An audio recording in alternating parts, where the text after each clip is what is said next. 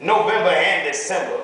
Put 30 days in November and then put the pain really to you and add 31 days to December. You just watching the calendar saying, come on, come on. I know the first got to be here one day. You worse than children looking forward to the first. You know how it is. There's this thing that causes us to be limited. But as we begin to reach the end of our own abilities, then we're able to truly understand and grasp the power of God.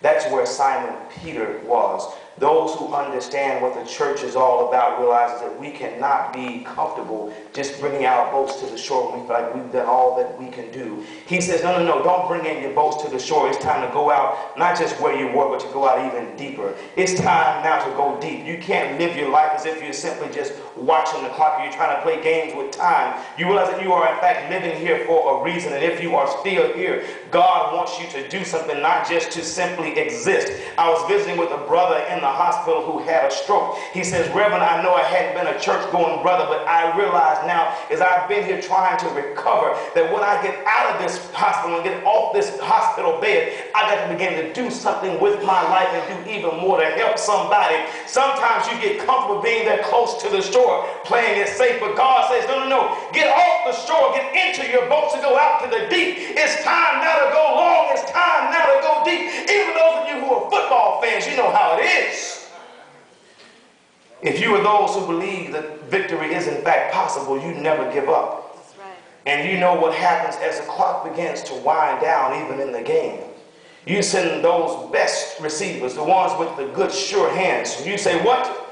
Just go deep, baby. I'm going to put it up there and you bring it on down. The same thing begins to happen to us in the midst of our faith. We are required to go further than we ever thought we could go. You might feel you've done everything, but now's the time to realize what God can do through you if you will trust and depend upon His word. You might not be in places of comfort. It might not be going just right for you, but God says, go long, go deep, because there's even more for you to do. Trust me and never doubt me. I promise you, I'll never fail you. Even for those in the history of the Methodist Church, John Wesley, the founder of Methodism, found himself being forced to go deep. Jesus will soon be expelled from the synagogue. The doors will be closed to him. He will no longer be welcome to preach there. But he says, it's all right, because I'm going out there and I am making my disciples not fish for people. Not fishers for fish, but to be fishers of people. I'll make you fishers of men and women. When you think you've done it all, there's even more for you to do. When you think you have reached the pinnacle of success in your chosen vocation, God is just beginning to work with you. If you will surrender all things to God, He can do some great things for you. Hear now this quote from William Barclay, who writes commentaries. And it's so interesting, the story about William Barclay's commentary. He wrote in the 50s, and he has been dismissed systematically by so many scholars, saying, that is not a scholarly discourse. That's a commentary for the lay people. For those of us who are in the new, we realize the limits of his kind of scholarship. But it's an amazing thing, even today, there are those who refer to the very simple and plain commentaries of William Barclay. Another aside for you, for those who are in the Wednesday night Bible study, you know how much we refer to William Barclay. And isn't it interesting that William Barclay, writing in the 1950s, makes reference to John Wesley and the Methodists as an example of how God calls us to go deep, to reach far beyond ourselves, to reach those people who oftentimes are beyond the margins for so many others. It says John Wesley would go anywhere where people would in fact listen to him.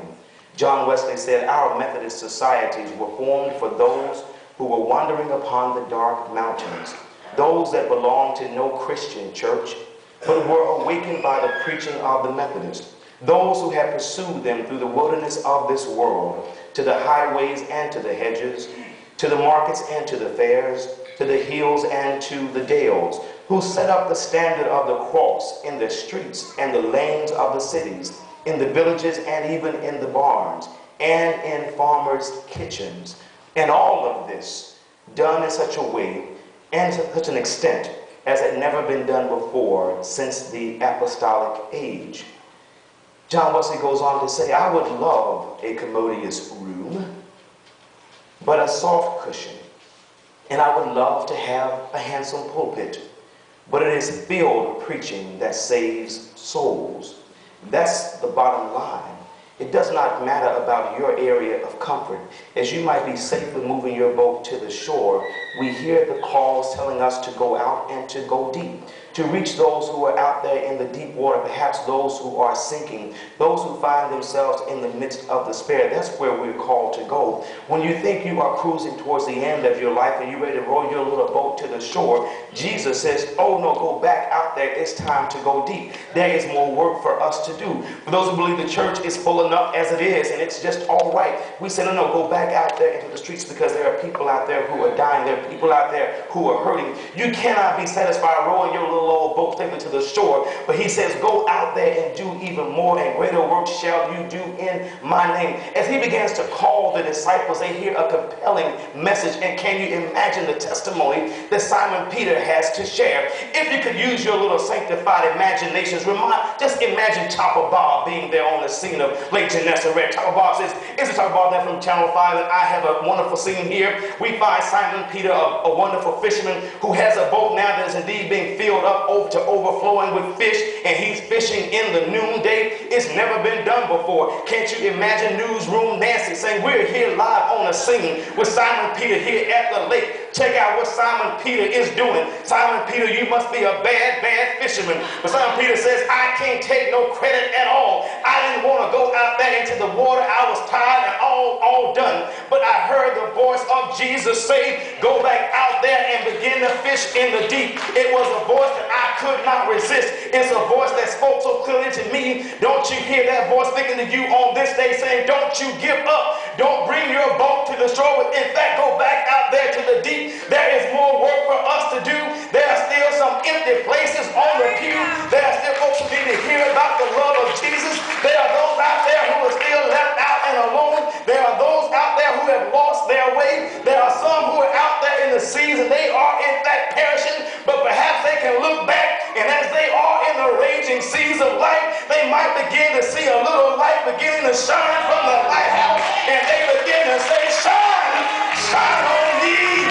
Let the light of the lighthouse shine on me. Got me safely through all of these rough and rocky seas. I'm coming up the rough side of the mountain, but I'm not about to stop now. For those of you who are making your way, don't you understand? It's time now to go deep. Don't pull up your anchor, but drop down your anchor. And it's time now to go deep. Don't let go and understand he's promised never to leave you or forsake you. It's time now to go deep. Perhaps your clock is winding up upon your life, but now is not the time to stop. It's time for you to do what? Go deep. If you got your hands to receive God's blessing, say, God, I'm going long and I'm going deep for you. I will do what you want me to do. I will say what you want me to say. I'll stand when you call me to stand. I'll sing when you call me to sing. I'll go when you want me to go. You told me right now I'm going to get back into the room. Now we're going through every end of their strength. They were sick and they were tired. Indeed, she said, I'm sick and tired of being sick and tired. But she didn't stop there. She kept on pressing her way.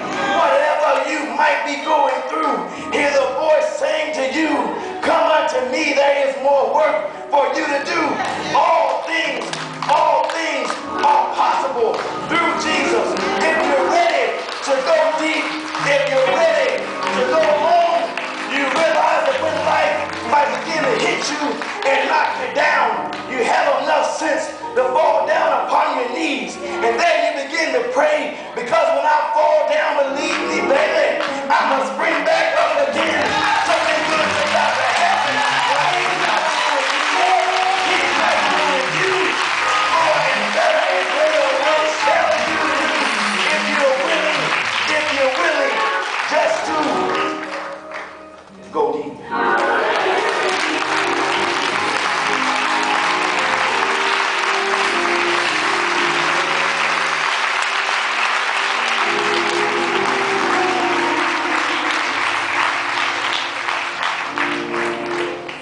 We open now the doors of the church. And to those who are outside the ark of safety, you can stand up now, church. Perhaps there's one who's ready to choose Jesus. You've been through the storms. You've been up the rough side of the mountain. You've been in places where friends have in fact forgotten you. Maybe